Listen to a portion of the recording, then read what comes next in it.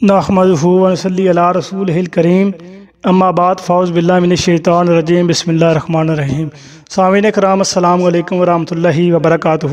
خاکسار آپ کو اس نئے چینل پر خوش آمدید کہتا ہے۔ یہ پہلے چینل کا نام میں نے سوچا تھا کہ رد بریلویت رکھوں، لیکن کافی لوگوں نے یہ کمنٹ کیا کہ اس سے یہ تفرقہ بازی پھیل رہی ہے، یہ نام اچھا نہیں ہے، یہ درست نام نہیں ہے، اس سے لوگوں میں انتشار پھیلے گا، یہ صحیح نام نہیں ہے۔ پھر میرے ذہن میں یہ نام آیا کہ میں پھر یہ رد بریلویت کی بجائے مطالعہ بریلویت رکھ دیتا ہوں، کیونکہ وہ بھی ایک لوگوں کو اویئر کرنا ہے، کہ لوگوں کو بتانا ہے کہ یار آپ لوگوں کی کتابیں جو بریلویت سے بھری پڑی ہیں، جو بریلویت کی کتابیں ہیں، جو آپ کے اکابرین نے لکھی ہیں، جو آپ کے مکاتب فکر کے لوگوں نے لکھی ہیں، جو آپ کے بقول آپ کی علماء نے لکھی ہیں، ان میں کیا باتیں بیان کی گئی ہیں، اور قرآن پاک ان باتوں کے بارے میں کیا کہتا ہے، یا قرآن کیا کہتا ہے، وہ کتابیں کیا کہتی ہیں۔ تو گویا میں نے ان لوگوں کی کتابوں سے ان لوگوں کے اپنے عقائد و نظریات پیش کرنے تھے، اور پھر قرآن سے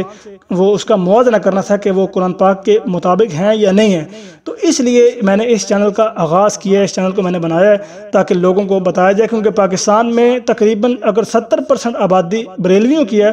تو 70 میں سے 60% ایسی آبادی ہے بریلویوں کی جن کو اپنے عقائد و نظریات کا پتہ نہیں، اور میں نے 60% بھی بہت کم بتائی ہے۔ اگر 65% بھی کہا جائے تو پھر بھی یہ غلط نہ ہوگا۔ تو تقریباً 60% ایسی آبادی ہے جن کو پتہ ہی نہیں ہے ہمارے عقائد کے ہیں، ہمارے اعلیٰ حضرت کیا لکھ گئے ہیں، اور مزے کی بات تو یہ ہے کہ تقریباً 50% لوگوں کو پتہ ہی نہیں ہے کہ یار ہمارے جو اعلیٰ حضرت ہیں، اس بندے کا دعویٰ کیا، اس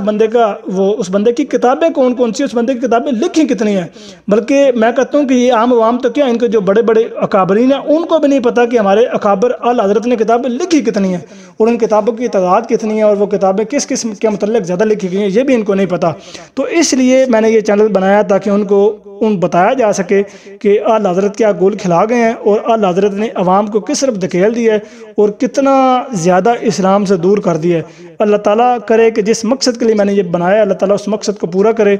آمین ثم آمین۔ السلام علیکم ورحمۃ اللہ، دعا میں یاد رکھیے گا۔